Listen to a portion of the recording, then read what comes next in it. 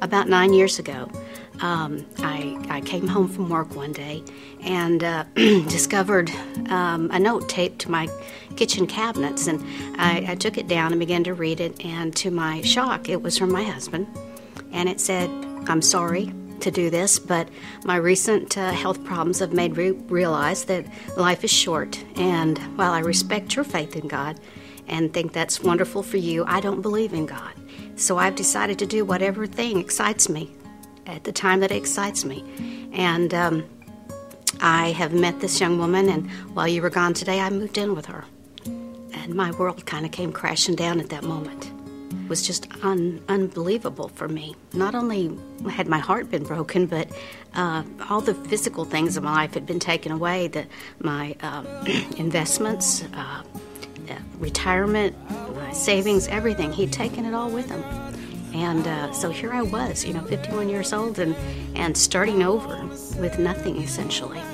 It seemed totally impossible. When I was in tears almost one night as I was trying to make a decision about something that was that I would have considered a man decision, something about the car or taxes or whatever, and I thought, I don't know how to do this. And I, if I had a husband, if I still had a husband, I wouldn't have to worry about this. And I left the room and I sat down and I was going to do my Bible study for the night. And as my Bible fell open on my lap, I looked down and it had fallen open to Isaiah and the words that I am your husband, your Redeemer. And it goes on to say that like a woman who marries young and is rejected, I will bring you back. And it was as if he was sitting there talking to me, because he did in every situation. He didn't just take care of me physically, although he did. There was never a bill I couldn't pay, a need that wasn't met. But the spiritual ways he took care of me, and beyond the immediate tragedy, or to me what seemed to be a tragedy, actually I come to see that he had set me free from a life that had been very unhappy for a long time.